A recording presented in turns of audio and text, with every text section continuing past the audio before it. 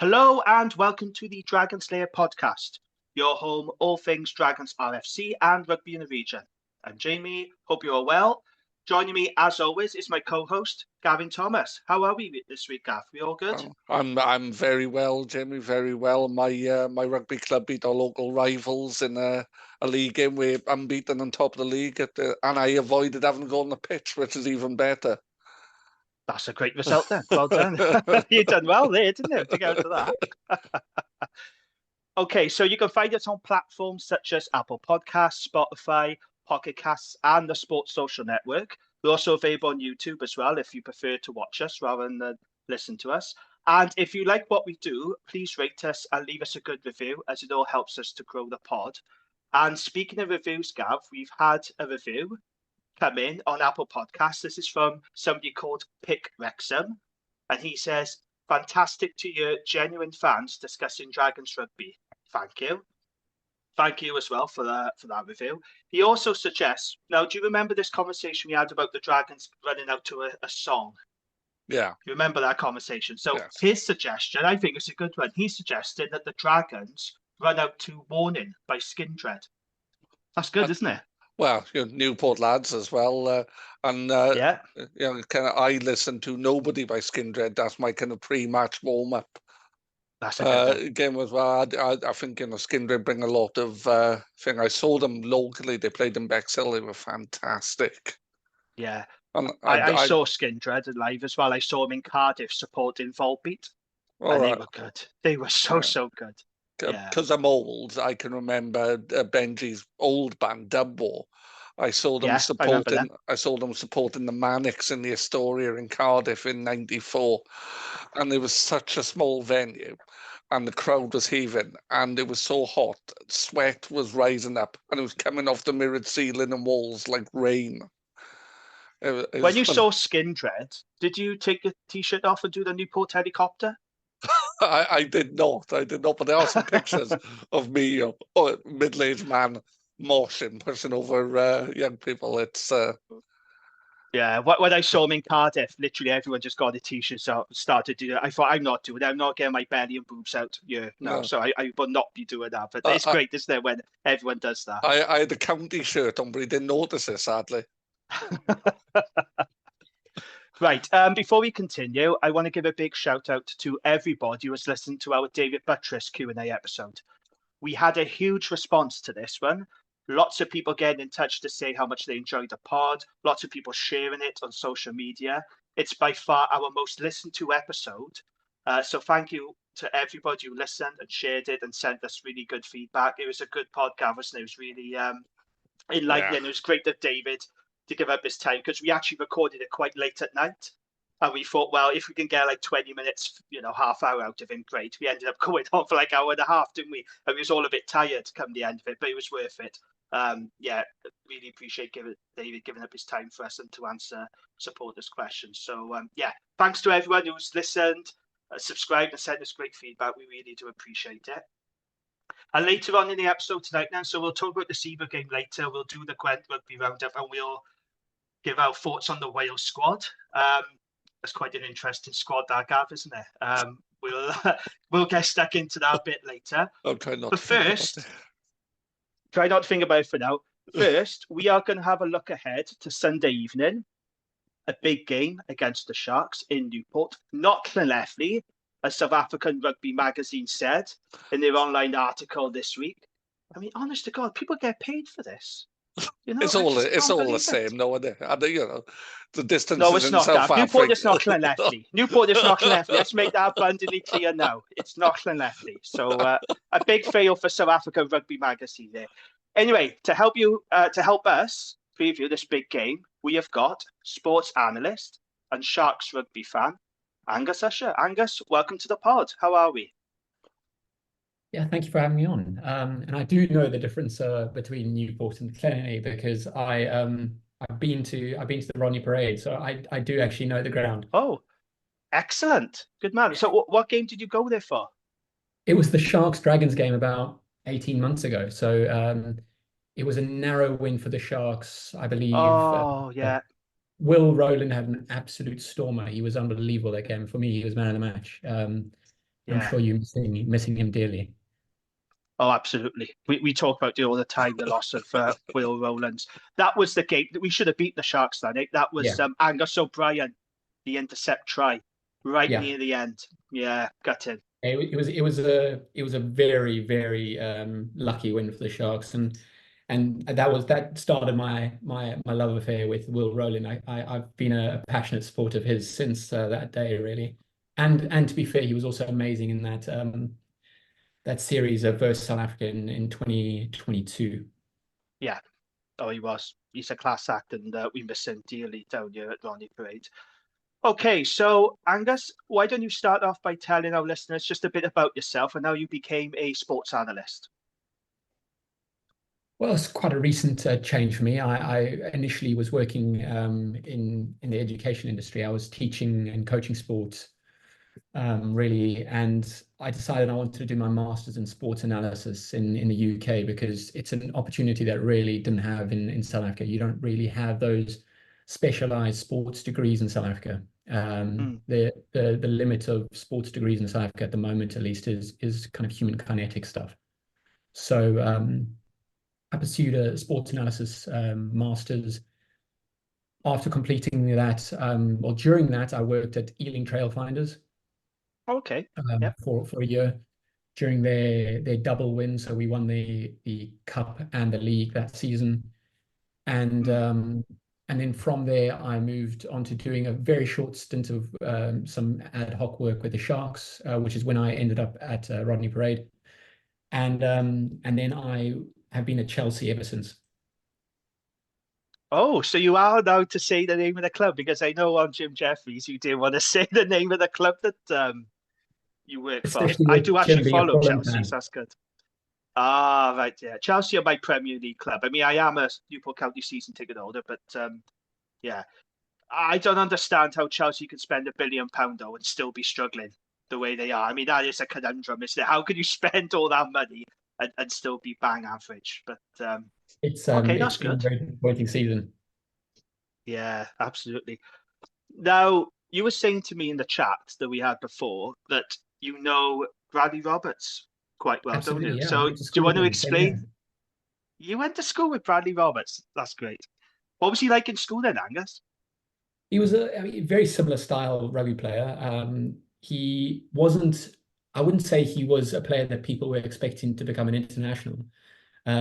He actually, I mean, I'm sure you know his story. His story is quite amazing. He kind of fell out of the rugby scene entirely almost, and was just playing amateur rugby, semi-pro rugby. And then that injury crisis at Ulster happened, and he ended up getting into their squad, and then that ended up with him in kind of the Wales setup, and then down to Young Dragons. So it's been a wonderful story for him. He was a good player at school. He was exactly the same type of player you'd expect, a strong ball carrier, good set piece. He wasn't much bigger than he is now. He's about the same size, really. He's not really changed at all. And he just had that attitude about him that he kind of wanted to stick playing rugby no matter what level of rugby he was playing. He just wants to continue with it straight after school. And he did that until he finally got a professional contract. He is really tiny in the flesh, Bradley Roberts. I've met him in person a couple of times, and he is quite small. But I tell you what, that guy is hard as nails. You know, the tackles he makes on guys who are much bigger than him. He's not afraid. He doesn't shirk any challenge, Bradley. That's what I love about him. Yeah, okay, you know, he is small, but what he lacks in size, you know, he's got really good strength, and yeah, he's a big of a fan favourite down here, Bradley Roberts. So good stuff. Okay, so I want to ask you about the big news in Welsh rugby this weekend, the bombshell that I'm still reeling from. I gotta be honest, I'm still shocked by this news. So Louis Rees-Zammit is going to quit rugby union with immediate effect to take up a career in the NFL. Rees-Zammit is joining the NFL's International Player Pathway Program with the aim of earning a place on the NFL roster this year. Like I said, I'm still shocked by this news. What did you make of it, Angus? It seriously came out of nowhere. I was expecting to see him in the Welsh squad. I was expecting to see him kick on in the Six Nations, and I was thinking he was going to be the backbone of the kind of this young Welsh squad going forward. So huge news. And I've just seen about half an hour ago, the NFL officially tweeted their international picks, and they listed another rugby player as well, an English rugby player. Henry Mallinder. Henry Yeah, Mallinder. Mallinder. Yeah, As a fullback. kicker. Yeah, which I could see. That's a natural thing. Mallinder was a good place kicker in rugby union. Louis Rees-Zammit is heading into a different kind of thing, isn't he? Because there are hundreds of college athletes with his level of athleticism who've played American football since they were kids. So it's a big challenge for Zammit. Absolutely. And it's not a financially motivated decision either, it seems, because from everything I've read so far, he won't be earning anything near the amount of money he earns now unless he actually goes through the whole process and gets onto that roster. Yeah.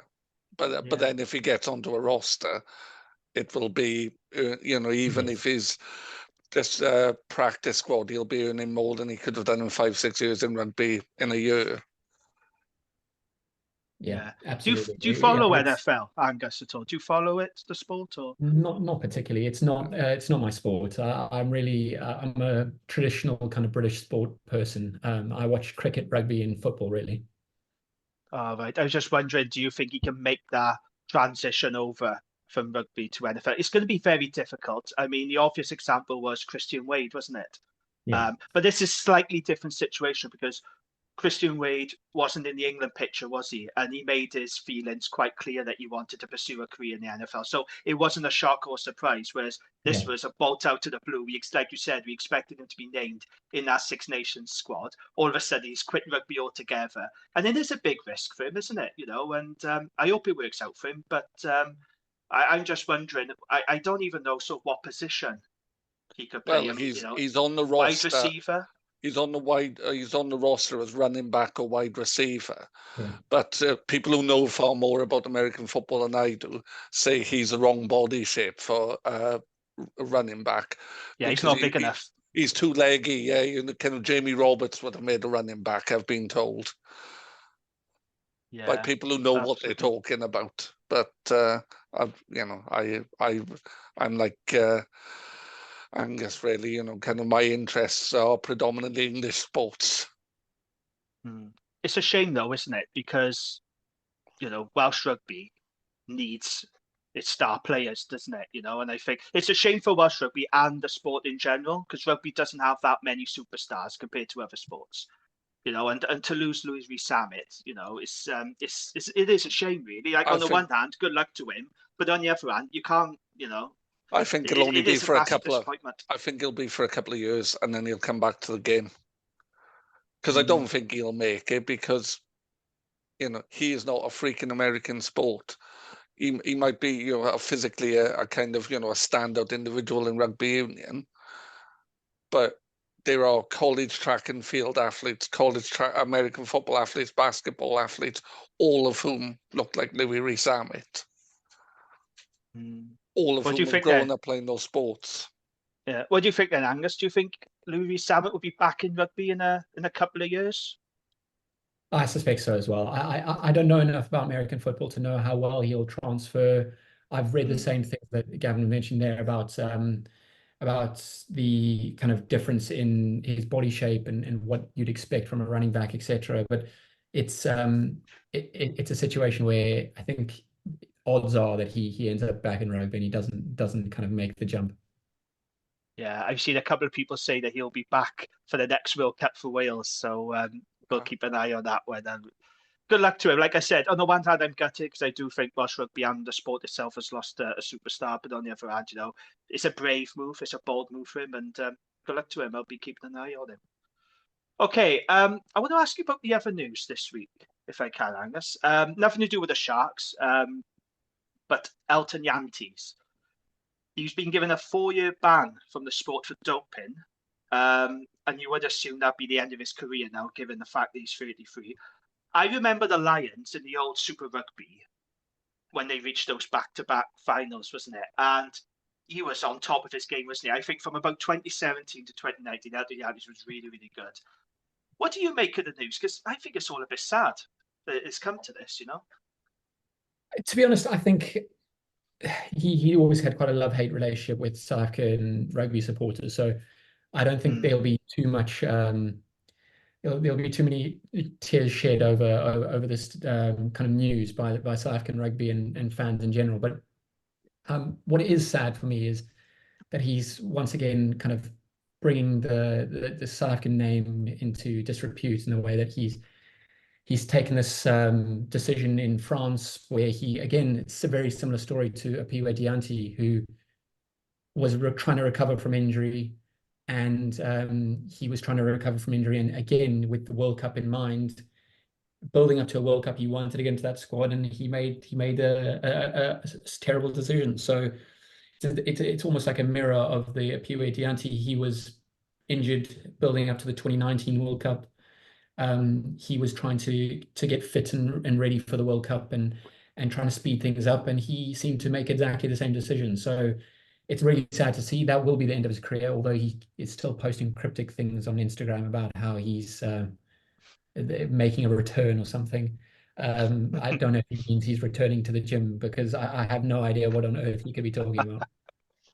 Yeah, so I mean, he's 33 now. Eldon Yantis is denying, or is he saying that this is, kind of an error rather than anything he's done? But there seems to be cases coming out in French rugby with Rhys Webb as well. What's happening with that? Because that's gone very quiet, isn't it? That, about Rhys Webb. Have you heard any more? That happened both in the second division of French rugby as well. Yeah, same time period, and I mean, it's strange that for me, I mean, this is not to try and back up South African rugby essentially, but 2 weeks within landing in South Africa, Elton Jantjies tested positive. So if he was on it for that long in the French second division, why was he not tested, or how was he not picked up sooner? I think the French second division is a bit like the Wild West. And it's again kind of just from the way it's refereed on the field to the way it's regulated off field as well. I'd have to agree. Yeah, like I said, he's 33 now, so you would assume that's the end of his career. And I know he's a bit of a divisive character, South African rugby, but I liked him. I did. I thought he was a decent fly half. I just think it's a shame it's come to this. It's all his own fault, of course, but yeah, well, it is, isn't it? Oh, absolutely. He's been in trouble a number of times, hasn't he? So plenty of things. Yeah. So I just think it's a bit of a shame. Okay, so I want to ask you now, Angus, if I can, about the URC. Okay, so we are in the third year now of the URC, and I'd just like to get your perspective on it from a South African point of view. So how do you feel about the URC as a product, and what do you think the strengths and weaknesses are of this league? I guess, and considering I know your viewership will obviously be probably 95% Welsh, so it'll be a very different viewpoint on it. But from my perspective, I've never really known anything different than a cross-continental competition. Since I was born, it's been part and parcel of South African rugby. We were part of my upbringing was waking up early in the morning and watching Sharks play against the Crusaders and the Sharks play against Waratahs. That was part of my childhood, and therefore the argument I see often is about kind of Welsh and other kind of British fans saying that they don't like the fact that there's this inability to have proper away fans. But that's never been something that has kind of been part of my everyday rugby experience, because it's not really something that we have in South Africa. It's not an experience that we really worry about. So it's away fans is very low down on the priority list for us. So from a perspective of that side of things, it's not really been any different. And I actually preferred the URC to Super Rugby. I know that's quite a surprise for a lot of people, but I've really preferred it. I prefer the fact that I'm actually a bit closer to things now, because I live in London, so I'm able to see games more often as well, in the UK as well as when I'm back in South Africa. But I prefer the dynamic. I prefer the kind of equality, essentially, in the way of It seems to be a little bit more even. You don't have all the New Zealand teams dominating everything year in year out. It just seems a little less predictable, and ironically, this is a strange one because I don't think almost anyone on earth would agree with me, but I actually prefer to the Challenge and Champions Cup. I don't enjoy the Champions Cup as much as everyone else seems to. I quite like actually the URC and its consistency. I get a bit frustrated with the Challenge Cup popping up for 2-game fixtures and then disappearing for another several weeks and things. I like the week in, week out URC. That's interesting, that is. And really Angus, so I've got, this is my opinion. There's been no suggestion this would be the case. Now, lots of Welsh fans want an Anglo-Welsh league, and you know, I think that's not happening for a million reasons, which I've said before. One, do you think though there would be interest from English clubs in having South African teams in their competition? Now, I'm thinking of yourself and the South African kind of diaspora that live in London. I lived in London for many years, worked with and played rugby with lots of South African guys. There's a market in England, isn't there, for South African rugby? Absolutely. Absolutely. I was at the South Africa versus New Zealand game at Twickenham, the warm-up game and the build-up to the World Cup. And there must have been about 30 plus thousand South Africans there. And that just shows you a small portion of the appetite for that game, because it was a sellout. I mean, there would have been people who wanted to go, they couldn't. There's an absolutely there's an appetite for it, and in particular, as you say, in London and in the kind of outskirts of the area. So considering a lot of English rugby, although I know they don't like it, a lot of English rugby is based around that kind of southern part of England. That's a huge market. I mean, apart from maybe games up in Newcastle and things, you'll be able to get a lot of South Africans to watch their former, I guess you would say, former clubs that they supported when they lived in South Africa. Yeah, because I was going to ask you. Sorry, Gav, go on. No, I was just going to say, kind of, there will be a change in the leagues, but you kind of and lots of people who are anti the idea of South African teams being involved, saying, well, it's expensive for English clubs, but I think it will bolster crowds. You know, we saw that the kind of Ospreys were very sensible in choosing that Sharks game as being the one they played in London, because there are people from, you know, South Africa in the tens or hundreds of thousands living in London and surrounding areas. Yeah. So there's that, but there's also the TV revenue, because ultimately that's what funds sports teams and funds leagues. It's not people paying to come through the door, you know. And you know, in soccer, it's the money they get from Sky that funds them. You know, clearly helps if people turn up and watch you. But teams like Bournemouth with crowds of 15,000 still survive because they get hundreds of millions from Sky. Yeah, absolutely. I mean, there's a huge appetite for rugby in South Africa. Of course, you'd be aware of that. We have 3 dedicated rugby channels on showing rugby all the time. There's always rugby on. There's schoolboy rugby. I mean, we have a dedicated channel for schoolboy rugby 24/7. That's great. It is a huge appetite for it. So yeah, although the rand is weak, and should that change in the future, the dynamic could change entirely. But on the basis of viewership itself, there's a huge appetite for it. And if there were to be a shift in the future and the currency becomes stronger, South Africa would become a serious power in the kind of viewership market, because they would be pumping in more money than most. Yeah, because one of the questions I was going to ask you, actually, you've already answered it, but I was going to ask you, is there any part of you that misses the old Super Rugby when you come up against, you know, the Crusaders, the Highlanders, and don't you miss any of that, or you're fully bought into the URC now? Of course, I do miss it, and I miss the New Zealand teams probably more than the Australian teams. Yeah, and there were some great rivalries, and I mean, in particular, the Sharks had a really. It wasn't a particularly noticeable rivalry in the way that there was any specific talk about it, but the Sharks versus the Blues always seemed to be a really big game. It always seemed to. I mean, I remember over the years the Sharks won quite a few times in Auckland. The Blues had some crackers against the Sharks. It became its own mini rivalry. So I do miss that, and as I said, I miss the mornings. I miss being able to watch rugby on a Saturday morning, first thing when you kind of wake up. It's quite a special thing. It keeps you busy all day. Yeah, absolutely. I wrote on social media once that I think Super Rugby now as a product is far weaker without the South African teams.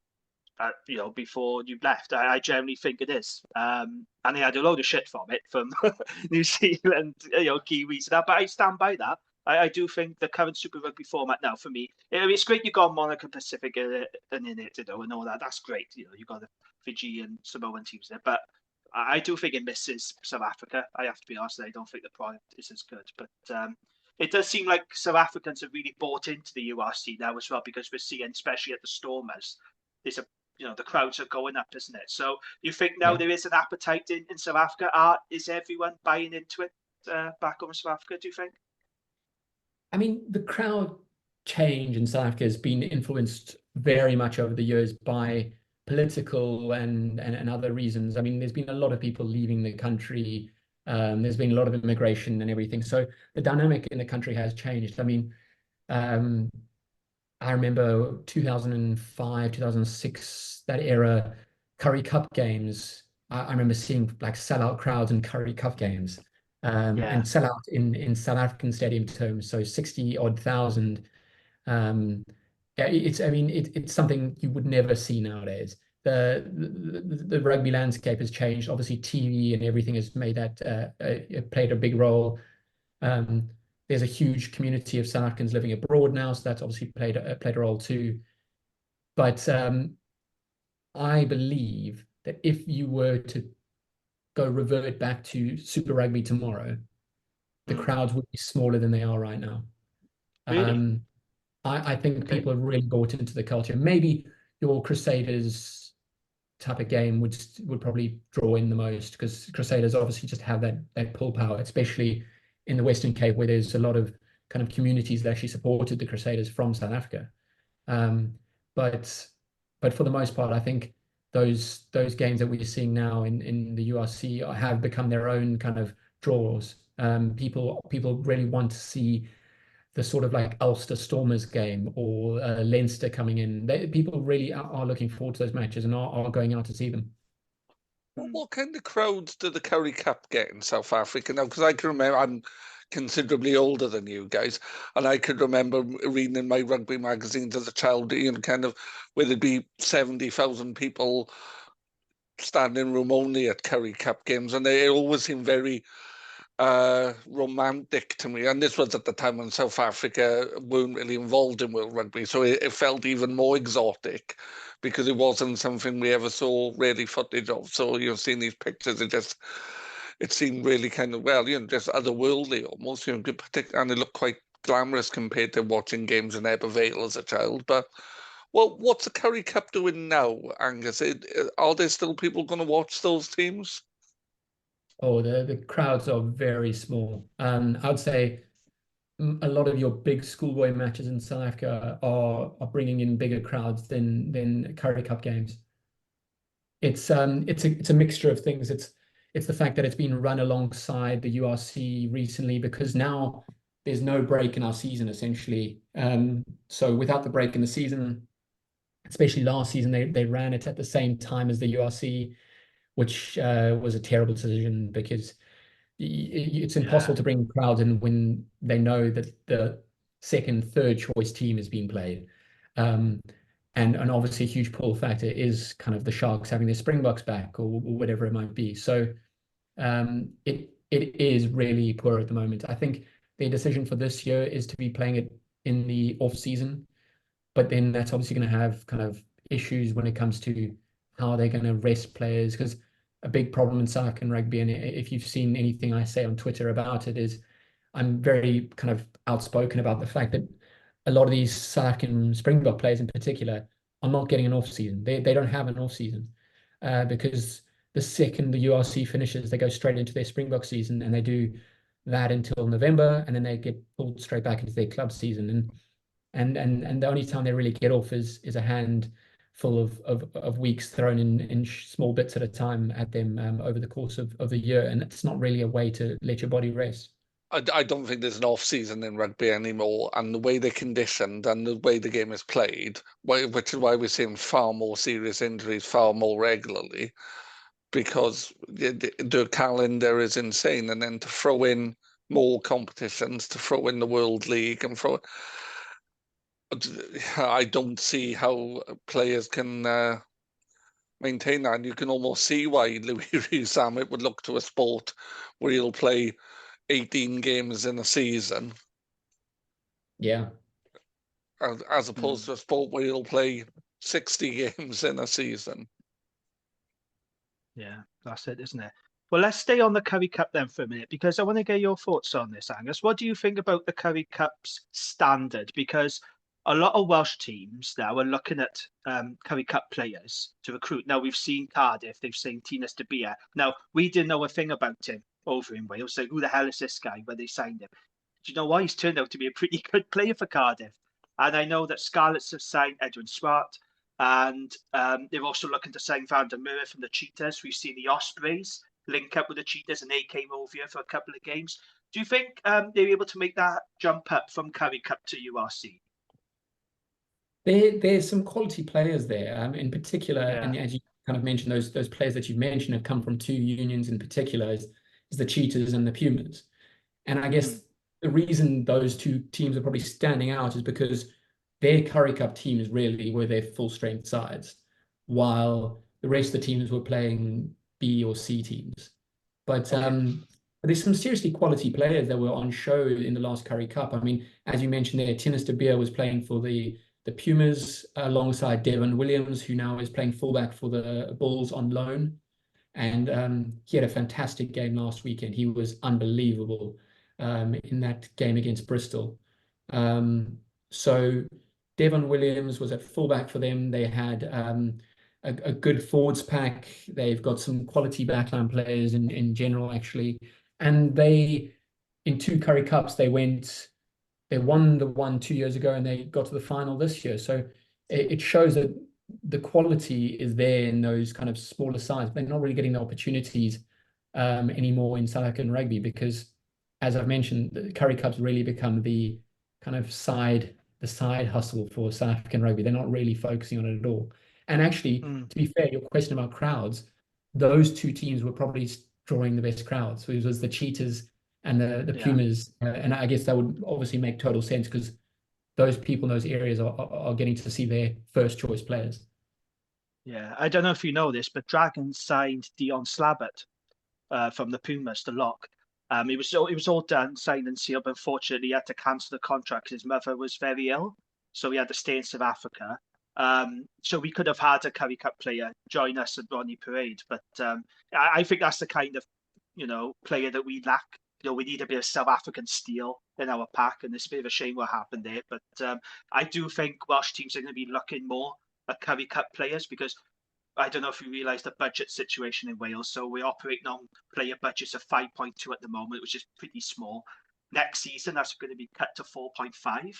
So we can't go out and sign the likes of Steinman and, with these world-class World Cup sprint. It can't happen. So for the Welsh teams, I think we're going to be looking far more. Well, I've been told, actually, we are going to be looking far more Currie Cup players, which is why I was keen to get your view on the standard of the players. So, we'll have to keep an eye out for that. I'm sure Dragons will be looking in South Africa Currie Cup as well to try and bring some South African steel in our pack, because God knows we need it. Okay, let's talk Sharks. Well, to give the correct name, Hollywood Bets Sharks. I'm not going to lie, Angus, the Sharks, it is an awful name, yeah. The Sharks confuse me. I do not understand the Sharks because there's so much talent in that squad. You've got a core of World Cup winners, and yet they rock bottom the URC. You've won just one game, which of course was against the Dragons, wasn't it? It had to be against us. You absolutely hammered us that day, 69 points to 14. A painful day. Why do you think, though, the Sharks have struggled so much, given all the talent you've got in your squad? You've got a good coach there in John Plumtree. What's going wrong in Durban, do you think? I mean, as you say, there's a lot of talent there, but I think it's talent in the wrong positions, and it's injuries in the wrong positions as well. I mean, you think losing someone like Thomas du Toit to Bath is a huge loss, and a quality player from every aspect of the game. I mean, he really is a proper all-rounder as a tight head prop, and losing him and then his replacement being injured is a disaster. And even then, now the replacement in Cooney Oosterhuizen is also injured. So you've got Vincent Koch, a world-class tight head prop, injured. And then Vincent Koch injury is made worse by the fact that Oosterhuizen's injured too. So it's a huge blow for the Sharks, having kind of no rocket tight head, and having to blood youngsters there and try and get that to work. But in general, the positions they have that are working at the moment, you've got sort of your luxury positions are where you've got your Springboks, if you know what I mean. I mean, you've got Lukhanyo Am at 13, who's a great player, but you need him to be in a team that's on the front foot, getting a lot of kind of front foot gain line, and he's getting into positions where he can do the magical things he does. Someone like Makozola Mapimpi as well, he's an expert finisher, but what's the point of having an expert finisher if the ball never gets to him, or if you're never giving him those opportunities? We know that problem at the Dragons, don't worry about that. Yeah, you're right. You're absolutely right. And then, yeah, you think about like a prop like Oxen Chair, when you have a superb loose head attacking loose head scrummager, it becomes a lot less useful when you don't have a tight head who's able to hold his side of the scrum. He can't really to be an aggressive loose head, you have to have a solid base before you can properly attack. And there's no point in him attacking a scrum if we're going to just wheel it around. So it's just really timely injuries. I mean, as good as Lukhanyo Am is, as good as Mapimpi is, as good as Oxen Chair or even Etzebeth is, you could configure the injuries if you had the choice and can configure the injuries that the Sharks team has had and pick who got injured and who didn't. You would know that the first two players you would choose to keep fit would have been Bongi and Bonambi and Vincent Koch over anyone else. Because if you had that solid front row of Chair, Bonambi and Vincent Koch, the rest of the team could have been playing poorly, but you're never going to go backwards in a scrum. You're going to have that dominance. You're going to have penalties. You're going to be putting it into the corner. And the results would come just purely from having that dominance. I always say I am a second row, so I would say this, but rugby games are won by the tight five anyway. You know, it's and you know, tight head for me it's the pivotal position, because if you've got a tight head who's holding the scrum, everything else happens. You know, yeah, and like you see, Vincent Koch is probably the best tight head in the world, but if he's not there, then you have got a problem. Yeah, and he's not even put on a Sharks shirt yet. Well, not in anger, at least. He's done it for a photo shoot, I believe, but that's about it. So he's back for the Stormers game in 3 weeks' time, but it's too little too late for the Sharks now. I think the plan is very much to be putting all their chips into the cup now, because I think they're very aware that even finishing 8th place in the URC would be tough. So I was going to ask you that question. So are we likely to see lots of World Cup winners in Newport on Sunday?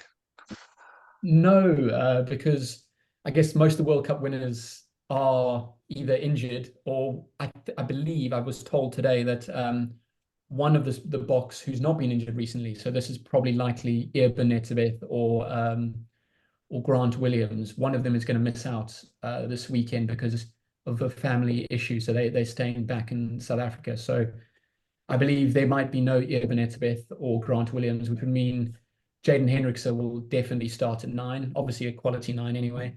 But they'll make a difference in the scrum if Eben Etzebeth is not around. Yeah, I think I'd prefer not to see even Etzebeth in the Sharks team. So I'm not going to lie about that. Whatever issues are going on there, you know, fair enough. But Yeah, I am slightly concerned about this weekend. Because on the one hand, I think it'd be great to see all these, World Cup winners in Newport. It's on my doorstep. But on the other hand, I'm thinking, no, because we need to win this game. But look, I don't think it makes a difference what team Sharks play. I think it's going to be very difficult for the Dragons. So just to confirm then, the Dragons need a win to guarantee their place in the last 16. And the Sharks only need a point to go through to the last 16. So, yeah, I mean, I was going to ask you how Sharks are going to approach this game, but then Gavin got it first and asked about the... So, do you think they'll go as strong as they possibly can then for this game, Angus? Or do you think they'll sort of rotate a little bit? I think for the squad available, they'll play the absolute strongest squad they have available. Okay.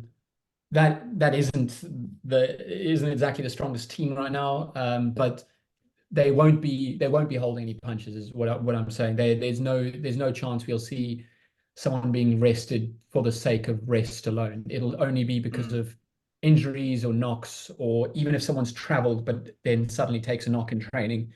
That'll be the only reason we don't see a full strength side. Okay. Not the news I wanted to hear. Not gonna lie. I was hoping they'd rotate a little bit. I was hoping for the team they played against, the Ospreys. Yeah. Oh, right, yeah. Which seemed to be made up of, kind of their... well, yeah, I think that wasn't a really representative Sharks team at all, was it? The team that played in London against the Ospreys. Yeah. Yeah, it was quite a rotated side. I think the main difference between that time of the season and now is the Sharks have 3 weeks till the next game, so they've got to rest anyway.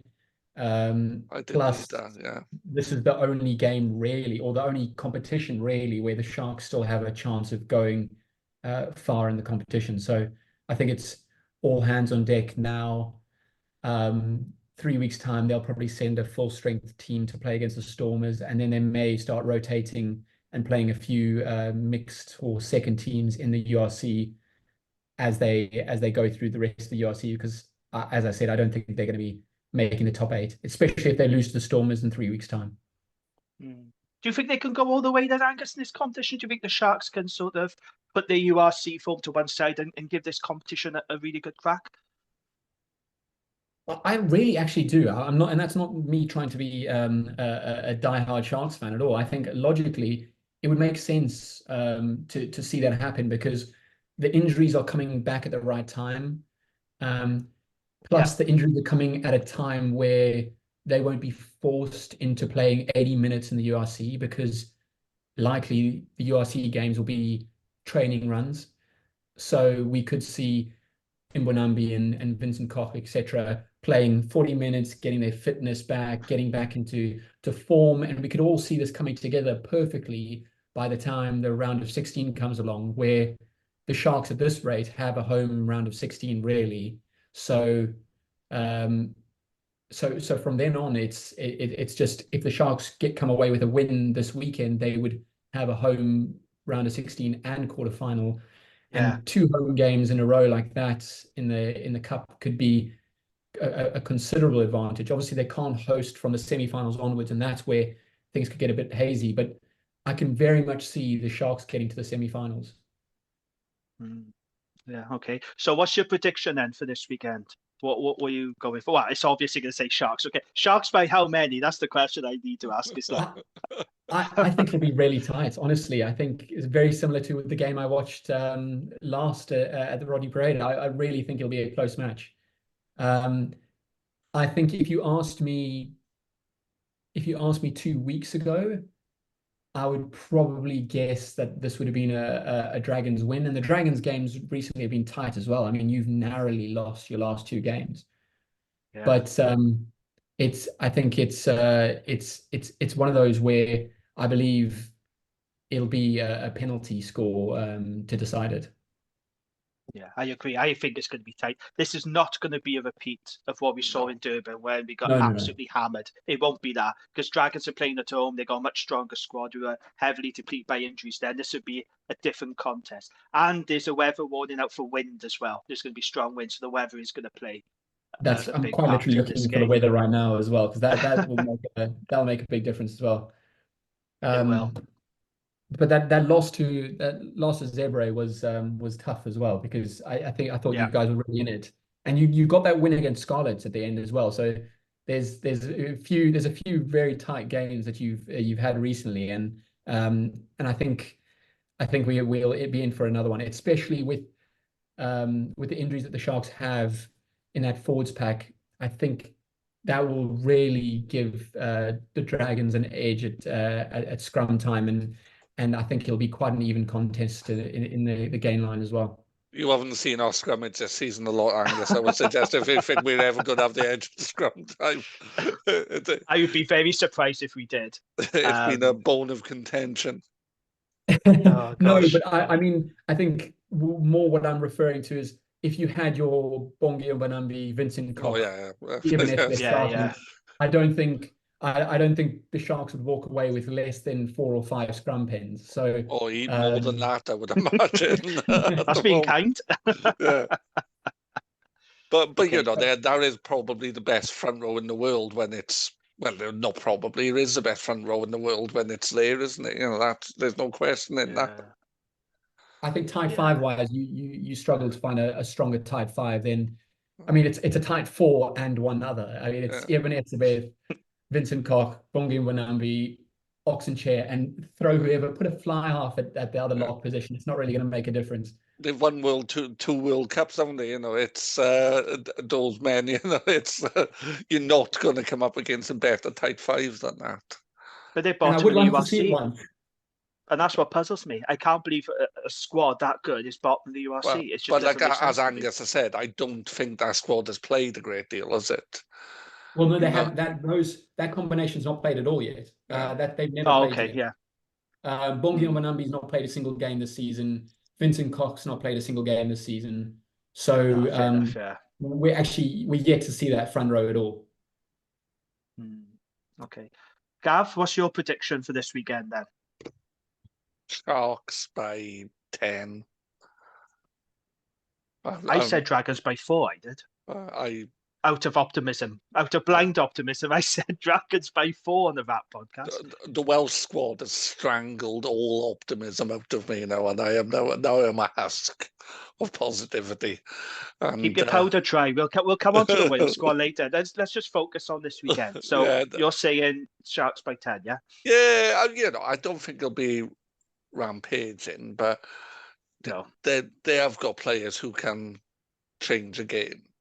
And as Angus said, you know, Mapimpi, they haven't done a lot, but you know, I think they are better than what we have in those positions. And he says, you know, former World Player of the Year, clearly is. But I just think that they have got game changers that we do not have. Yeah, absolutely. John Plumtree is not going to be available for this game, is he, Angus? So I understand he's in New Zealand with family commitments. Who's going to be leading the Sharks then? Who will be head coach that day when they come down? It'll be the attack coach, David Williams. So he was actually previously the Sharks attack coach when they had a blinding season at the beginning, just before COVID struck in 2020, and they were leading the Super Rugby, and they were having an incredible season. It was some of the best Sharks rugby I've ever seen in my life. And he was the attack coach back then. And then post-COVID, he left to Bath, I believe. He had a very short stint at Bath. Then he went to Zebra, and now he's back at the Sharks again. And slowly, I think he's slowly getting his ideas back into the Sharks team about how he wants to attack. But yes, he'll take the reins. And then I believe Neil will step up as well. Good. Okay, thank you very much for that. So before you go, you've been a great guest, by the way. Before you go, I just want to get a couple of predictions from you. So if a South African team is going to win the URC, who's it going to be? Who's most likely to win out of the South African teams? I think it'll be the Blue Bulls. I think the Blue Bulls, although they have a knack of losing to the Stormers, I think they are incredibly well placed at the moment. I still don't think people realize how difficult it is to play at Loftus. It's the Stormers have they're in a good mental place right now when they play at home, but there's not a great advantage to playing in Cape Town from a like a physical perspective. It's at sea altitude. The weather's not exactly too controversial. It's not very different to kind of a regular summer's day in the UK. It's a pretty normal standard place to play. The Stormers just have a good mentality there. The Sharks have the advantage of humidity and the ball being like a bar of soap when you play in Durban. So that's almost an advantage that the Sharks have. And then the Bulls have Loftus, or Fortress Loftus, as people call it. And it is a scary place to play. The altitude, the kicking game that they have, it benefits from the altitude as well. The physicality that they bring, it's so well placed at the moment. I mean, I was talking about it recently. Their loose trio depth that they have 2 quality loose trios that are proper quality. Cameron Honeycomb has had an incredible season. And Welshman, he's Welsh. Just saying, he's Welsh. And his season's been going incredibly well. And then he takes a step back for 2 matches and they play Gumedi instead. And Gumedi's been playing incredibly well too. And then you've got Marcel Coetzee, Marco van Staden, Ulrich Lowe, Nazim Carr. The list, I mean, I literally listed on Twitter, it was 10 loose forwards that are recognized loose forwards. That's before you even go into their locks where they've got Nortje and Vermaak, who've been injured for a lot of the season, and they've been playing 2 21-year-olds who are also fantastic. So the depth they have in that forwards pack alone, their backline, they've got Moody and Kirtley and Villy Leroux. I think they're really well placed. I think writing them off now, I know a lot of Stormers fans are saying that the Stormers will never lose the Bulls again because it's now 7 games in a row. But I'm quite confident that the Bulls will go far, especially if they don't come across the Stormers again. I'm very confident the Bulls will go far. For me, it's Bulls or Leinster who are the likely winners of the URC. It's always Leinster, but the Bulls never lose at home, do they? They are incredible at home. I imagine, like Angus said, kind of playing at Loftus is just something else. It's the altitude and the atmosphere. Yeah. I mean, absolutely. That Bulls team, if you are a slightly weaker team in the URC, if you go there and you give a 5 out of 10 performance and the Bulls are playing their strongest team, I can see them putting 80 points on the team this season very comfortably. I'm glad the Dragons are not going back to South Africa and playing the Bulls, quite frankly, because that would be absolutely terrifying. Okay, one other prediction before you go. I want to know who you think is going to win the Six Nations, which starts next month. Who's winning it? Who's getting the wooden spoon? If you think Wales are going to get a wooden spoon, be completely honest, Angus. We're perfectly fine with that. So winners and wooden spoons. Who's getting them? That's a great question. I think winners is a lot easier than wooden spoon for me. Winners, I think, I mean, it's probably a very common pick at the moment, but it'll be between Ireland or France, and I think it'll be France actually. Yeah. I know everyone's going to say they're missing Dupont, but I think they'll take it. I think they'll take this the Six Nations. They've also got the more favourable fixtures for this year, because obviously, as you are very well aware, you have 1 year where your fixtures are slightly more favourable and another where they're not. Yeah. So this is their favourable year. I think they'll win it. Wooden spoon, I wouldn't even say Wales. Honestly, I think Gatland's got a plan, and we saw the kind of beginnings of that at the World Cup, and it was a bit too early for it at the World Cup. I think as good as Italy have been recently, it might be Italy again. I'm not sure what to expect from Scotland. We're probably going to have the usual Scottish performance of them beating England and then losing to Wales or whatever way they do it around. But it's going to be a really interesting one. I really do think it's going to be a battle of the bottom four rather than a battle of the top two, if that makes sense. I think that's where the side of it's going to lie. Yeah, absolutely. Yeah. Do you rate Warren Gatland as a coach, Angus? Because in Wales, he can be quite divisive. There's some people saying he hasn't achieved enough with Wales, which is mad considering the amount of championships and Grand Slams. He does seem to get a mixed reaction. We saw what happened with the Lions and his stint with the Chiefs, which was really strange, wasn't it? That stint with the Chiefs, he didn't win a game, did he? Or he won one game. It was very bizarre. But what do you think of him as a coach? Do you rate him? I think he suits exactly what Wales are. I think he suits exactly what Wales are because, and please tell me if if you think I'm completely wrong here, but I think Wales and South Africa are very similar as rugby nations. I agree. A lot of people said that. Yeah. No, absolutely. No, I agree. I think it's all about the passion and the heart for South Africa and Wales. It's all physicality. It's hard work rate. It's all of those kind of attributes. It's all about being like a gritty team, not being a flashy team. And that's what Gatland's all about. That's really his bread and butter. He wants the hardest working team there. He wants the fittest team. He wants you to be structured and follow a game plan and just be completely dedicated to exactly what he says. And to try and do that at the Chiefs in a Super Rugby season, you're not gonna get that buy-in. You're not gonna get people wanting to kind of play to such a stringent game plan. New Zealand kind of club sides aren't really that way inclined in the first place.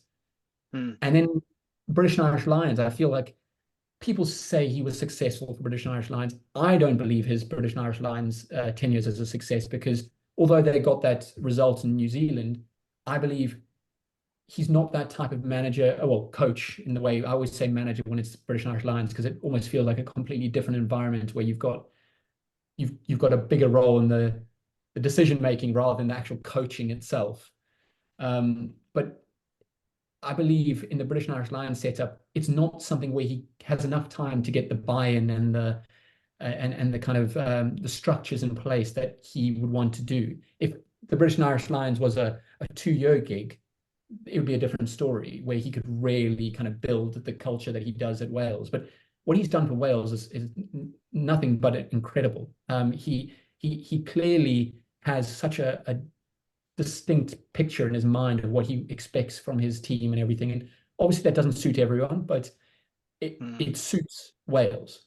I think if you put him in a different country, a different setup, it wouldn't work at all.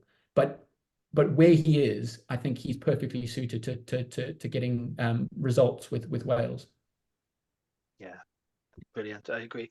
Okay, thank you so much for joining us, Angus. Before you leave us, would you like to say, yeah, it's been great, isn't it? Before you leave us, do you want to tell people where they can find you on X, formerly known as Twitter, if they want to follow your work? And I do suggest people follow him because he's a really good follow. Where can people find you? Thank you. I mean, to be honest, I mostly post URC stuff. So if someone's a Premiership Rugby fan or something, I might not be catering to them. But yeah, I only really use X, and I go by at AnalystGus, so relatively easy to find. And yeah, I just try and post some stats and insights from Oval Insights quite often, and do that on my free time on weekends and things. So that's what I try and put out there. And I'll be posting some more relatively soon, so we'll get to see the landscape of the URC so far this season. Excellent. We look forward to that. I would say good luck for the rest of the season, the Sharks, but they are keeping Dragons off the bottom of the table. So I'm not being funny. If they could continue this poor form, that keeps us off the bottom. So we would appreciate if this poor form can continue. So we'll end up finishing bottom at some stage, I expect. But no, brilliant. You've been a great guest. Thank you so much again for joining us, Angus. Really appreciate it. Thank you. Cheers. Thank you for having me. Not a problem. You take care now. Bye. Take care. There we go then. That was Angus. He was a nice guy, Gav, wasn't he? Yeah, very knowledgeable as well. And You know, working with Chelsea, I imagine that's a very different situation to Oh gosh. the URC. Yeah, I was surprised he said the name of the club because when he was on the Jim Jeffries podcast, it was a fair play, a really good gig for him, big name.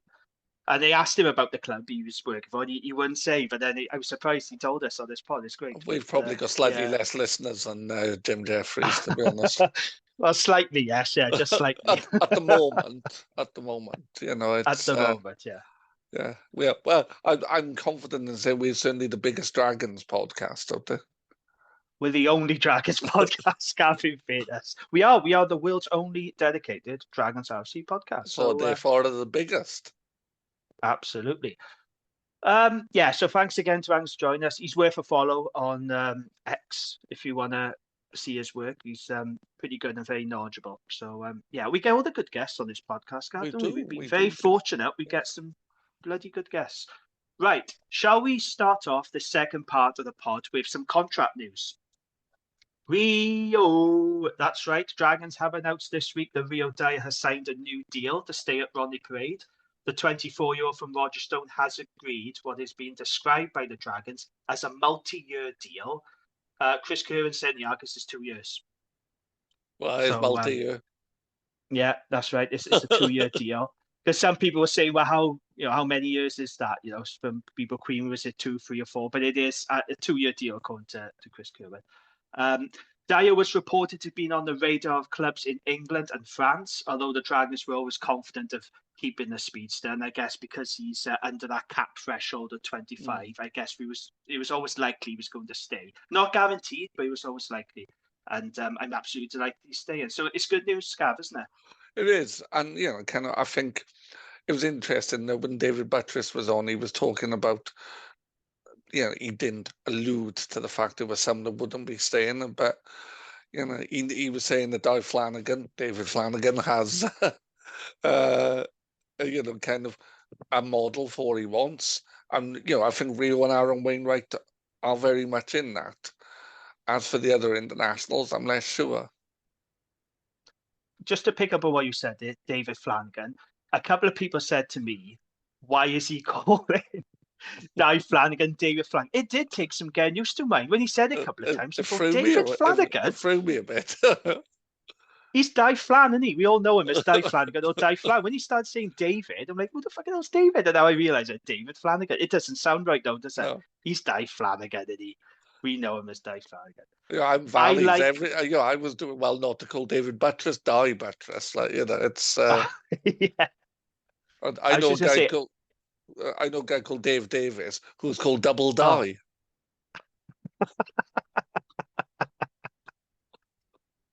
Oh gosh. Right, I was just gonna say I liked what Rio said, his comments in the Argus. He said, "We are confident we can turn the stigma around and start getting more wins and putting in better performances, not only for ourselves, but also for our fans who come to watch and support us throughout."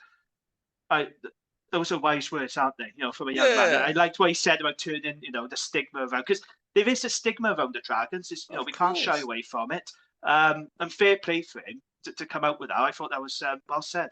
But, you know, he's a proper Newport boy, isn't he? And his mum and his sister are fans, and, you know, it's a whole thing, isn't it? Like, you know, he's Dragons through and through. Yeah, he certainly is. In other news, then, Di Flanagan says he's confident that the Dragons can keep hold of Leon Brown, Wainwright, Tane Basham.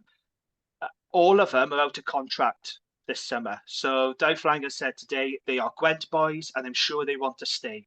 It's on us to make sure that the offers are fair and to help them stay. They all have different ambitions in life. There is competition in certain places around the squad, but fundamentally, they are good players that we want to keep. Now, we questioned David Buttress on this, and he wouldn't be drawn onto it, which is fair because there's negotiations going on. But how likely is it, Gav, they're going to keep all those guys? Because I think there's a danger of at least one or two of them leaving. I think we'll lose at least one and possibly two. And I'm saying this out loud now. I'd be all right if Leon Brown is fine, but, you know, he doesn't do the one thing I expect from a tight end, which is scrummage. And Tane Basham is either world beating or an absolute plum. and I don't think he's consistent enough. He's had a disappointing season so far, Tane, isn't he? And I'm a huge Hugely. fan of Tane Basham, but I don't want to lose him. I do not want to lose Tane. He has been heavily linked to the Scarlets. And there's some bloke on the Scarlets Fever forum, not to be confused with the Scarlets Fever podcast, as Lee pointed out on Rap this week. He wants to make that distinction very clear. He's absolutely adamant, this bloke, on Scarlets forum, that he's been down to Parker Scarlets, he's signed his agreed terms and all this. I don't think that's quite the case. No. But I have heard the Scarlets are sniffing. He's from Pontypool. Like I imagine he would find Llanelli an entirely separate country. he probably thinks he need a passport to cross a locker. He's such a Pontypool lad. So well, he's Talwine, isn't he? Tane, yeah. Talwine, yeah. Yeah. I think we're going to lose Leon. Yeah. So and as I've said before, I've always liked Leon. But is he value for money when the budgets are being cut? And, you know, the scrummaging aside, we all know how good he is in the loose. And yes, his scrummaging is a work in progress. The biggest thing for me is we just don't see enough of him. No. That's the biggest problem. And when he does return fit, and we've seen it again this season, he misses huge chugs. He comes back, he plays a game, and then he's off to Wales again. Yeah. And we've got to pay his full wages now. The way that the payment structure has changed in Wales. So we're no longer getting Welsh Rugby Union paying 80% of a player's wages and Dragons only paying 20. We got to pay the full amount now. And we really got to weigh up, is it worth paying these Welsh internationals full whack when we barely see them? But I mean, we've got to keep the likes of Aaron Wainwright at the club. I would like to see Tane side. I'm delighted Rio's staying. You know, I've always been a fan of his. I think he's great. And he's got a big future ahead of him, but there's going to have to be some tough decisions. And also, as well, I was reading in the Argus today that C.O. Tompkinson, Gonzalo Birchnew, and Max Clark are likely to leave the Dragons, and that's to free up some budget. So we can expect those guys to be leaving us. But yeah, tough decisions ahead, Gav, isn't it? There is, you know, and not just for us, for all the clubs. You know, it's yeah, you know. Yeah, but in an ideal world, we want to keep the likes of Leon and Tane. But unfortunately, I think for us and supporters are going to have to accept that maybe one or two are going to have to leave. Yeah, absolutely. Yeah. Okay, then. I don't want to dwell on this result too much, but we'll quickly move on to Seaver Dragons because I want to talk about the Wales squad in a bit of depth. So Dragons wasted an opportunity to seal a place in the last 16 of the Challenge Cup as they lost to Seaver 20 points to 17. It was all going well for the Dragons. Kai Evans kicked us into a 12-0 lead, but then Zebra wrestled control of the game thanks to 3 tries and 20 unanswered points. Jared Rosser gave Dragons some hope in the final quarter, but we ended up having to settle for a losing bonus point, which means we now have to beat the Sharks at Ronnie Parade on Sunday to guarantee qualification for the knockout stages. Gav, did you see anything of this game? I've seen some clips that were put up on social media afterwards. I was playing rugby myself at the time, so I wasn't playing rugby. I was running the line, if I'm honest. But and then when I saw the result, I didn't feel desperate to go and hunt out lots of footage. But I know you paid to watch it, which you are black and amber blood, but yeah. So. You know, when I said I had absolutely no intention of paying EPCR any money to watch the Dragons, I did. I knew you would. The minute you said that, I was like, he's going to watch it. Well, I did watch the Pole game. I didn't pay for that. But on the weekend, there was no games of Ronnie Parade. So Newport County wasn't at home. The Dragons obviously wasn't at home. So I had a spare Saturday and I thought, well, go on then. So I paid €7.99. I think it works out like £6.88. Something like that. And I knew I was going to regret it straight away. As soon as I clicked payment on the website, I knew I was going to regret it. The first thing to say, and I didn't talk about this on Rap, the commentators were the most biased commentators I've ever heard. It was honestly like watching Zebra TV. Because all we kept hearing for the first 5 minutes was, oh, this is a must-win game for Zebra. This is a must-win. You know, they got to win you. And I'm thinking, well, no, it's a must-win for both teams, actually, you know, for slightly different reasons. And you know when Jiffy commentates for the Six Nations on BBC, and you know when people complain because he makes noises Yeah. You know, when Wales beat like, oh, come on. And there was a bit of that going on. And I thought, hang on now, mate. I've paid money to watch this game. You know, I don't want you to see the cheerleaders here.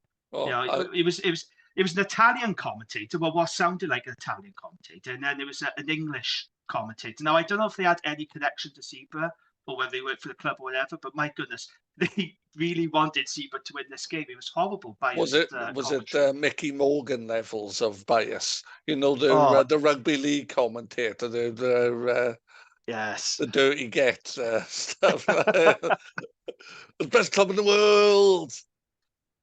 The English commentator needs to watch a video of Squid Rugby explaining why players kick. And I suggest he also goes to friend of the pod, Sam Lana, and watches video on X, because all he kept moaning about was players kicking. So we did kick an awful lot in this game, but that was because we was under pressure. We couldn't get out of 22. In the second half, Zebra did control the game very well. But anytime someone kicked, you went, oh, there's no rugby being played, they're kicking again. Oh, it's another kick. It's like, well, yes, because there's nothing else on, mate. I mean, I don't know who these guys were. If anybody actually paid to watch this game and they knew who those commentators were, because I didn't mention it, I didn't hear any names being mentioned. Let me know, because honestly, they were absolutely awful. Really bad. But yeah, for me, it was very frustrating. Like I said, the first half, I thought Dragons were pretty good. And Dave Flanagan said after the game that we should have put it away in the first half. It was actually our attack that let us down in this game, Gav, because we've spoken so many times about our defence letting us down. Mm-hmm. But it was actually our attack. We was in Zebra's 22 quite a lot. We had no cutting edge. We weren't clinical enough. But that has been a feature this season, hasn't it? Yeah, I know. The second half, mate, Zebra came out a completely different team. And there was one point during the second half, I think it was like 20, 25 minutes, we didn't have the ball. We could not get the ball off Zebra. They controlled that game really well in the second, but they wanted it more, which is really disappointing because we knew we had to win this game. We knew that a win would guarantee us qualification for the last 16. And this result now has made it even harder because we're probably likely that we have to beat the Sharks. A bonus point may be enough depending on other results. But we've made it hard for ourselves again, Gav, you know, and I don't know why. We've seen a number of times where we have a good first half, and then the second half we come out and we're lackluster. You know, there has been a problem. Has been a problem this season. I know Edinburgh's another example of that. Yeah, it's really frustrating. But yeah, I knew, like I said, as soon as I pressed those payment details, I knew I was going to regret it. It wasn't a classic, and again, the English commentator was very keen to remind us that this has not been a good game. So, all right, mate, I don't need to keep it on you. You surprised me, Jamie. It wasn't a classic. Who would have thought a game against Zebra and Dragons wouldn't be a classic? Who would have imagined that? The thing is as well, Gavin, look, I've spoken a number of times about Zebra on this podcast and on the Wrap. They are a good team now. Well, they're improving. They're getting better. They've got good players. And Benetton are a proper team. Benetton will get into the URC playoffs, I imagine. The Zebra are making strides. However, if we're serious about the Dragons being a competitive team and making progress and kicking on, and again, I said this on the Wrap podcast, it's no disrespect to Zebra, but I'm sorry, Gav, these are the teams that we've got to be beating. We've got to be beating Zebra. You know, we've got to beat the teams around us in order to beat the teams above us, haven't we? And we haven't won in Parma now since 2019. And it's a little bit embarrassing now. And I've made the same point about us. There are games we should be winning. That is one of them. Absolutely. And that's no disrespect to Zebra. Like I said, they are much improved. They deserve the win. I've got no issues. They controlled that game very well in the second half. But, you know, if we are serious, we spoke to David about it, if we want to win more games, be prepared to be taken seriously. I'm sorry, Zebra are games we should be winning. We've got to go into a job on it. Absolutely. Yeah, so I disappoint myself. We did come away with a losing bonus point. So we're still in the competition, but as usual, Dragons make it hard for themselves. So it's all on Sunday now. Okay, I think it's time for Gav's Gwent Rugby Roundup. So what's been happening in the community game then, Gav? Well, a lot. And I have results from all the leagues. So this is going to be quite a long list. But I think it's important to know that we're... Premiership, three of our teams playing on the weekend. Pontypool away to Carmarthen Quins, lost 35-28. Pontypool are now falling away from the top a bit. They're down to 5th. Ebervale made the long trip to RGC, which I always find hilarious because when I taught in Colwyn Bay, we used to do our sports day at what used to be Park Areas, is now Stadium Zip World. But Ebervale won 35-14. And Newport, who are also making big strides, beat Swansea 33-14 away. So Llandovery are top, Ebbvale are second, but Llandovery got 2 games in hand over them. And Newport are 9 points behind Ebbvale in third, but have 3 games in hand over Ebbvale, 1 over Llandovery. So it's strong. Looking for the Gwent sides, in Pontypool are down in 5th. In Championship East, lots of rugby there. Bethau beat Cross Keys 41-30. Penaltha lost 25-26 at home to Bedwas. And Rumney Cardiff lost 34-38 to Newbridge. So Newbridge are 4th in the Championship East. Bedwas are 5th. Cross Keys are 7th, and Penaltha are in 11th in the relegation position. Going down into Division 1 East, Abergavenny's dreadful season continues. They lost 45-13 at home to AnalystGus. Gosh, up the D's. Sorry. Well, they're doing very well. They're in 3rd currently. Bedlinog 20, Talawine 21. Brymau, who are unbeaten, beat one of my former clubs, Dowlais, 50 points to 3. Monmouth beat Pontypool United 24-19 at home. Monmouth have not had a good season, so that's a good win for them. And Risca lost 20-25 at home to Blaenavon. So Talawine are top there. Brymau are second, but have 2 games in hand, are only a couple of points behind. And AnalystGus are 3rd. So in the Division 2 East, Caldecott beat Pill Harriers 26-20. Croeso Ceiliog and Aptleri Blaen y Gwent drew 17 all. Cwmbran beat Caerleon 28-15, local derby there. Gondifaith beat Blackwood 21-5, and in what must have been a horrific day for the guys' desk, they lost 97-8 away to Newport High School Old Boys. I've been on the end of those, and it is never pleasant. No. And Abtley are top, Newport High School Old Boys are second, and Blackwood are 3rd in Division 2 East. In the Division 3 East, Abercarn beat Machen 59-17. Blaena beat Chepstow 33-17.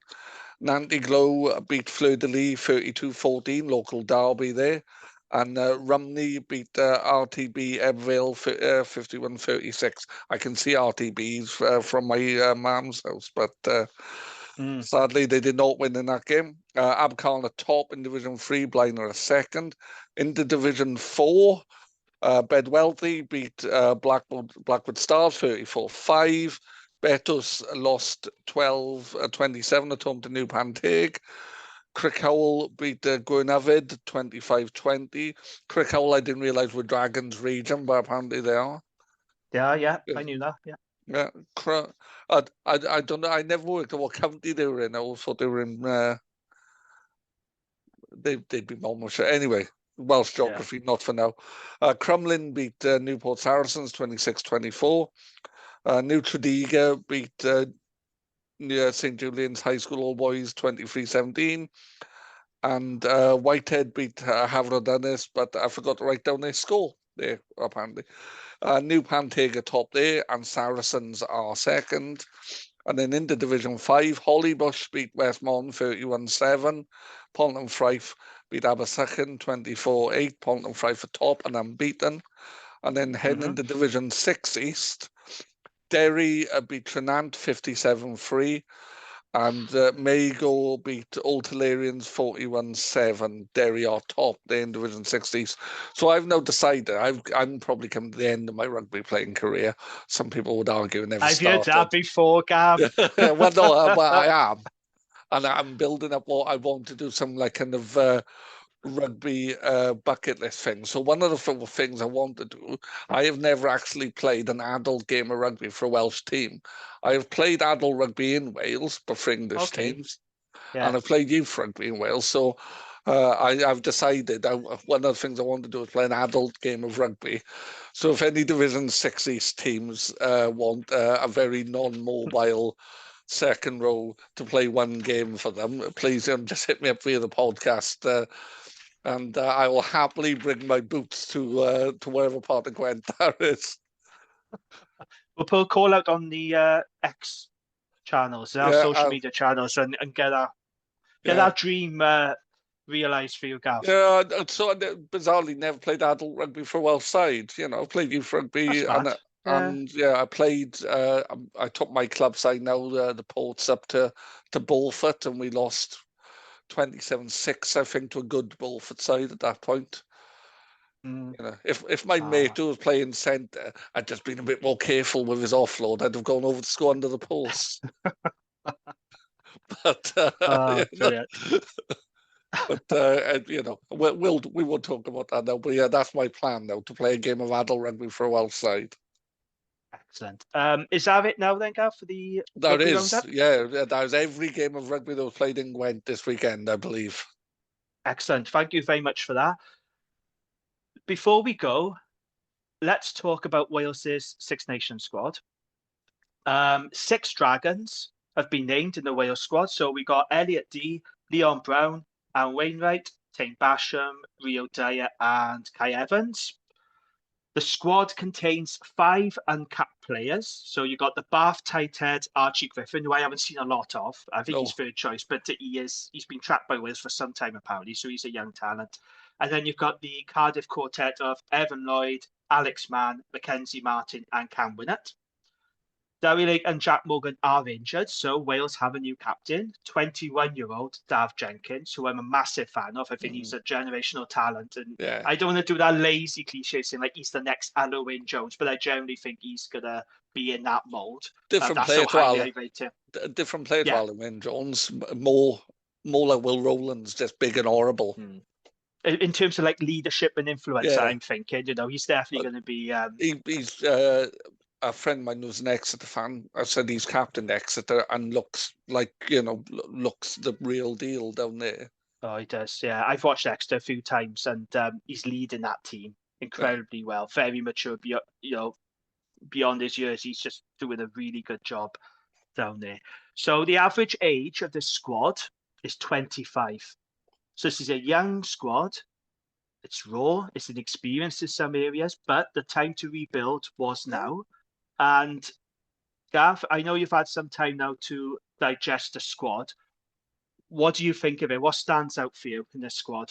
Right, I think I've gone all over the place with it. I've not been elated, but I've been like, no, that's all right. Through to this is the worst thing ever. I'm going to start watching badminton, but but let's be realistic. It's the start of a World Cup cycle, and Talupe is injured, but is he going to go through to another World Cup? No. Is Thomas Francis going to go through to another World Cup? No. So, and we are bare in tight head. The tight head selection is raw and bare. But now was the time to start blooding them. Now was the time to start blooding those players. And, Cardiff, we've got good youngsters as well, but those Cardiff youngsters have been doing well in probably the best Welsh side in the URC. So it's good to see all those Cardiff boys in there. Ospreys are the best team, best Welsh side, I'd say. I don't like saying that because I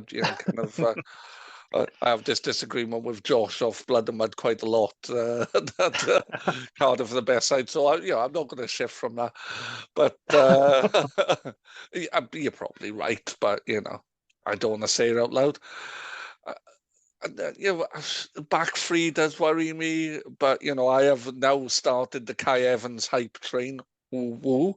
And, so now you're on the hype train. I've been driving that train since we started this pod, and now you want to come on board. Oh, right, okay. Yeah, you're welcome, by the way. Anyone's welcome. Anyone is welcome.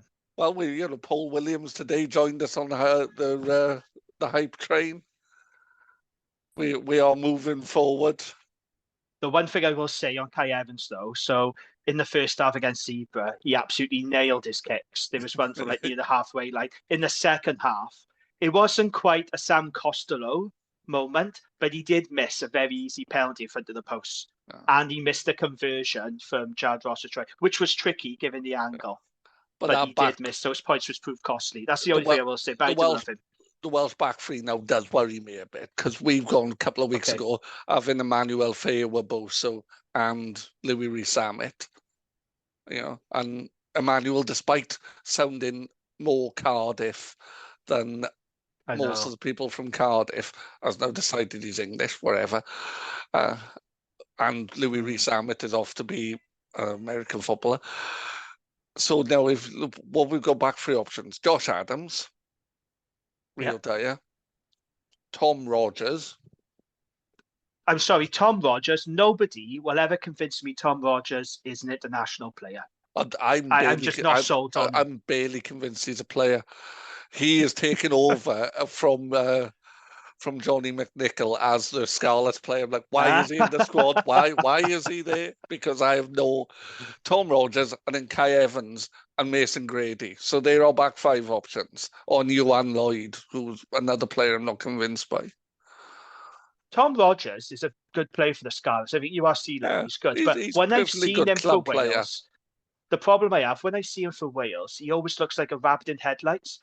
And his last performance in the Wales shirt against South Africa, you remember that what happened that day when we got absolutely pumped.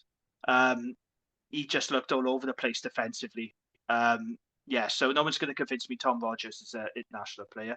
I am joking when I say this, but I'd rather see Jared Rosser in there, to be honest. I think he'd do a better job, But I think, and I was engaging with a Cardiff fan on Twitter today, which, wasn't great, but I think what he suggested to me is the likely back three: Josh Adams at 15, Rio and Mason Grady on the wings, and I could see that.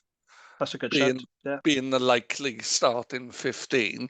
I'm not sure Josh Adams is a fullback, but we got no choice there. Well, you can play Cam Winnett there, who I've been very impressed with at Cardiff. He's injured, isn't he? But he is expected to come back at some stage during the Six Nations. That's why they've called him. What I like about Cam Winnett, right? He's always cool, calm, and composed. He never looks flustered. No. He very rarely makes mistakes. And for a player of his age, I've been really, really impressed with him. And I'm glad he's been called up. And I did say he would be my breakthrough player in the Six Nations if he's given opportunities. And I think, Rio's good under a high ball, Josh Adams is good under a high ball, and Mason Grady's solid enough. So you could play those, and that'd be, a decent back three. Mason Grady's positioning defensively worries me. He can tackle, but he's often not in the right place. And then, the centres are fine. Tompkins and North, that's the obvious choice there.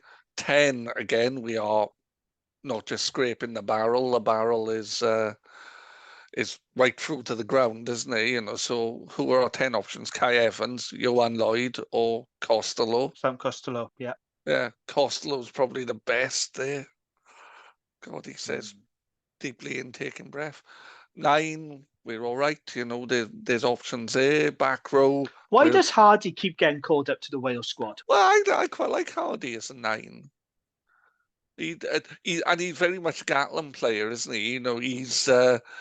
He recycles the ball, but he's basic. It's just boom into 10, recycle into 10, recycle.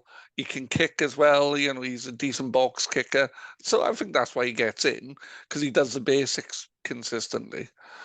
He's not flashy.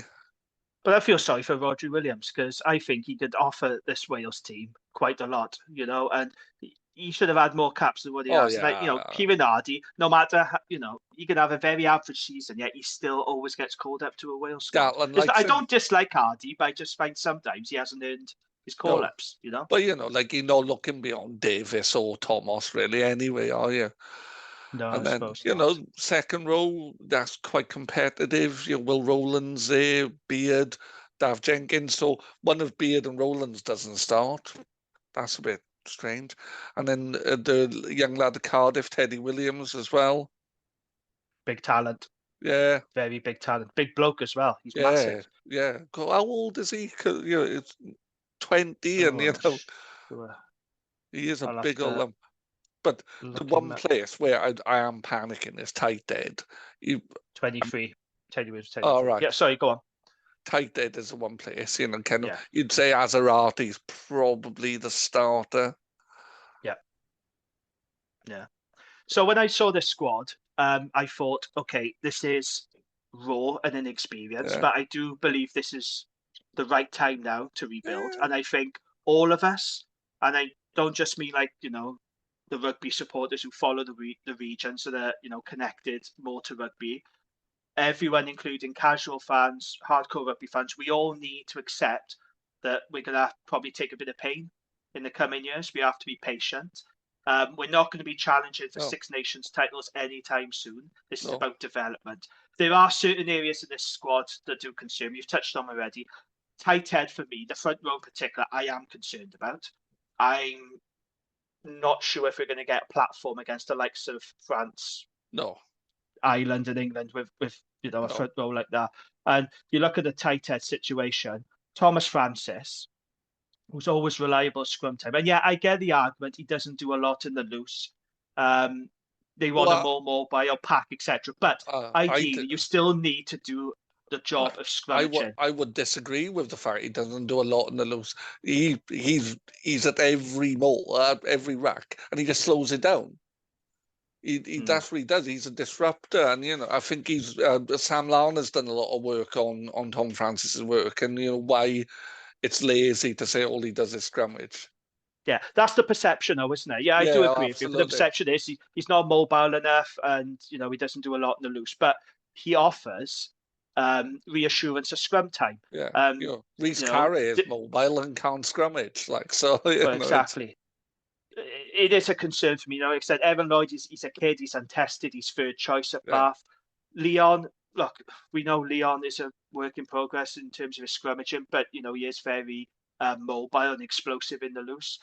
But Kieran Azarati is probably going to be first choice. And again, you know, I've nothing against Azarati. He's been good for Cardiff, but he's still learning his craft. Yeah, he's fine. And I think there's going to be a few harsh lessons at scrum time, especially on the loose as well. Cormac Dawachowski, again, good for Cardiff, learning his craft. Kempson Mathias, the Scarlets. Gareth Thomas, I would expect to be the starter. Yeah, I'd say Thomas, Elias, Azarati is probably a starting front row. When you look at the hookers, so Elliot D, Ryan Elias, and Evan Lloyd from Cardiff. I saw a few Cardiff fans saying that, oh, you know, Belcher should have been there. Well, I like Belcher. I think he's a very good club player, but I don't see him as a national standard. Well, he's not better than Knowles, is he? Yeah. Nah, it's a bit of Cardiff bias going on there. What do you think of Bradley Roberts missing out? Do you think he's harsh to miss out? No, he didn't have a very good game against Cardiff, did he? But over the course of the season, he has been pretty good. Do you think he has? But I don't think Gatland, been overlooked? I don't think Gatland's ever liked him. Elliot's a better player than Bradley Roberts for me every day. So you know he should get in there. Ryan Elias is a good hooker, and then you know. You could have put one of any but 7 or 8 who could have gone, and that could have been Bradley Roberts over Evan Lloyd or whoever, but none of them particularly. That's what I mean. Would you swap Evan Lloyd for Bradley Roberts in your favour? I suppose Gatland is looking to the future, isn't he? I know Bradley Roberts is now old, but he's looking to the future. I don't think he sees Bradley Roberts in his squad, so therefore he isn't going to put him in it. You know, it's his size, isn't it, that goes against him? I think so. You know, and Elliot's not big, but Elliot holds his own scrummaging, whereas Bradley Roberts doesn't bring a lot to the scrummaging. And you know, second row, you're probably looking at Rowlands and Dav Jenkins starting there. Yeah. You know, back row. What do you think of the back row? Well, this is it. See, I've seen people. By the way, I think Tane Basham is fortunate to be in this Wales squad. And I will say that as a Dragons fan. As much as I like Tane, like I say, I don't think he's had a very good season. I think he's there because of the injuries that Wales have in the back. I think he's fortunate. And I've seen people suggesting that he could play a 6, with Tommy Raffel a 7 and Aaron Wainwright at 8. I don't see Tane as a 6 because I think if you're going to play 6, you need to be a really good jackler. Yeah. And that's not an area of strength of Tane's. He's not a jackling back row. He's very good in the loose. He's explosive, good ball carrier, got good feet, got good pace. I don't see him as that Jacqueline six in the mould of Lydia. So I would prefer to see James Botham there, and I'm actually pleased with Botham because I rate Botham quite highly. So I'm glad he's back in the international setup. If I'm taking my Dragons hat off now for a moment, I'm going to be completely neutral as a Wales supporter. I am pleased to see Botham there. Botham's a proper six for me. Now, I think with Tommy Raffel, you've got someone who'll do the breakdown stuff, but I like a six who's just going to do all the horrible stuff. But that's not Tane, is it? No. As much as I like Tane, that is not his strength. He doesn't do the dog stuff. Tane's an athlete, but yes. you want you want a Moriarty. You want you're just somebody who's just going to do the horrible, dirty stuff. And Botham does do that. The other young Cardiff lad, oh God, it's fallen out of my brain now. Back rower. Alex Mann.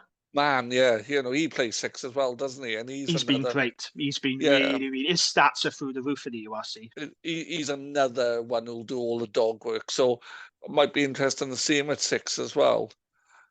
Raffel 7, Wainwright 8, then Perm someone at 6. Unless, and please don't do this, Warren, unless he puts Dav Jenkins at 6. Oh no, I hate that. We don't like it, Gav, do we? We don't like locks going in the back row. We've had this discussion. Row, Oh gosh, we're old-fashioned like that, but I do agree with you. Yeah. The other area of concern for me is fly half. Now, I like Sam Costello, but there's a lot of pressure on his shoulders, Gav, isn't there? Because we all know about the Welsh 10, how much scrutiny and pressure there is for anybody in that 10 jersey for Wales. You get a lot of pressure, a lot of attention, a lot of scrutiny. This is going to be a big step up for Costa. I think we're going to learn an awful lot about him.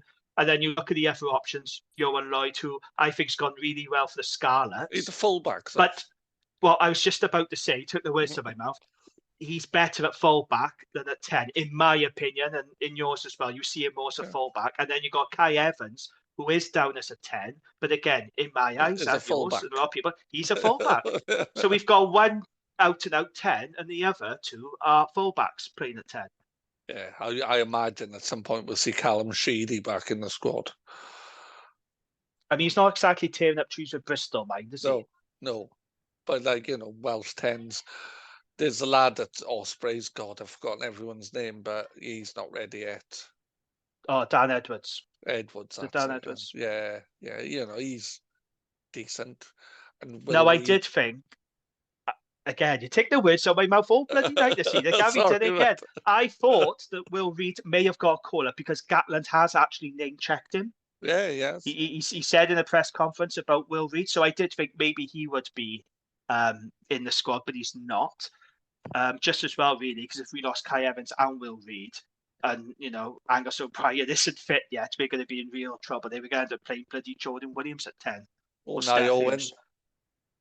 Which actually wouldn't be a bad shout. That would be the best option. We've had this conversation before anyway. But so this is a Wales team that's young, it's raw, it's an experience, but we have to look to the future now. And we all need to, show some patience with this squad. Do you think it's a wooden spoon squad, though, Gav? Because I've seen people saying, we're going to finish last. We're not going to be competitive. I don't buy that into that at all. We'll finish 5th, but we'll beat Italy and we'll beat Scotland. I was going to go to the Scotland game, and now for various reasons linked to my conservatory roof leaking and various other things. Oh, no. I'm now not going to the Scotland game. And I was going to be sitting next to Johnny McGinty from Scottish Rugby pod. Oh, that's a shame. But I've said to Johnny, I'm going to FaceTime him the minute our game finishes because I'm convinced we are going to win against I think Scotland. we can win at least 2 games. We'll beat Scotland, we'll beat Italy. I think we could beat England as well. We could beat Scotland because they've been shit in the bed in Cardiff for years. Yeah. And I think that's a winnable game. Italy, again, I know they've improved, a lot of young talent. I think that's a winnable game. England at Twickenham, that's going to be difficult, but not impossible. We're not going to beat France or Ireland. That's out of the question. But I think we can win at least 2 games. So, I agree with you, Gav. I don't think we'll finish one. There's a lot of negativity surrounding this squad, though, isn't there? A lot of doom-mongering. And, I must admit, when I first saw the squad, I was like, oh, boy,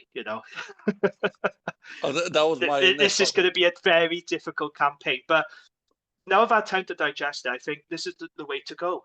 No, I've been chatting with Sam Larner, and he's convinced me it's a good squad. So he's a much wiser man than me. How many times over the years have you seen people, and I've done it myself, Gatland calls up the senior players he always calls up. You go, oh, Gatland's picking the same old players. Why didn't he pick someone younger? Why didn't he give us a chance? He's doing that now. So, people can't moan about Gatland's picking the same old players. And then when he does pick, the young, exciting talent, and there is a lot of that in this squad. Mackenzie Martin is raw, but he's exciting. Alex Mann, Cam Winnett, as I already mentioned. There is exciting talent. You can't moan that we're picking the kids. No. You can't have it both ways. We got to rebuild. The time is now. We shied away from it for far too long. We should have done this under Pivac. But Pivac was dicking about, chopping and changing all the time. He couldn't get any continuity. I think this is the way to go. Johnny McNichol. But if people got a huge problem with him, haven't you? I do. Oh God, he kept he kept Jonah Holmes out of the squad. It just drives me insane. Of course, anyway. That's why. Yeah. Anyway, as the official owner of the Jonah Holmes hype train, it's. I miss Jonah Holmes. I really like Jonah Holmes, and the way he was treated by Pivac and Wales. And we never got to the bottom of that, did he? As to why he was dropped, it was very sudden, wasn't it? But. Yeah, and if people really want to see what a crap Welsh team is, like, slam the 80s start on BBC Wales tonight. And it was last night. Was it last night? Oh, it was it's on iPlayer now. Yeah. But as somebody who grew up watching that Welsh team in the 80s, that's the problem. Particularly when you get the episode when Brian Waldron is coach, the Neath coach, and selects 9 of the Neath team. Oh, God. Yeah. But I grew up watching Wales in the 90s. And believe me, that was grim. Oh, yeah. That was grim watching Wales in the 90s. So I lived in London in most of the 90s watching Wales. It was not great. Yeah. Hopefully these upcoming campaigns won't be anywhere near as painful as the 80s and 90s. But they could be, because we know there's a lot of issues in Welsh rugby right now. And it has, it will affect the national team. But we just need to be patient, don't we, Gav? I think Welsh supporters... I know there's a lot of expectation with the rugby mad Welsh, public, as I call them, rugby mad Welsh public, that they expect us to win Grand Slams, championships. Those days are now coming to an end. Yeah, it's about being competitive now, building for the future for a while, and then the cycle will come around again. Yeah, absolutely. Okay, we've gone through quite a lot tonight, haven't we? Shall we leave it there? I believe so. Excellent. Okay. I need to walk my dog. Oh, there we are then. That's good timing. Will we be back next week? Because there's no game to preview. I don't know if we're going to be back next week or not. We'll make that decision. Yeah. Later in the week. So we may or may not be back next week. But thank you very much for joining me, Gav, as always. No problem. And thanks again to Angus, great guest. And thank you for listening. We may or may not be back next week. But until next time, take care, everybody, and goodbye. Bye all.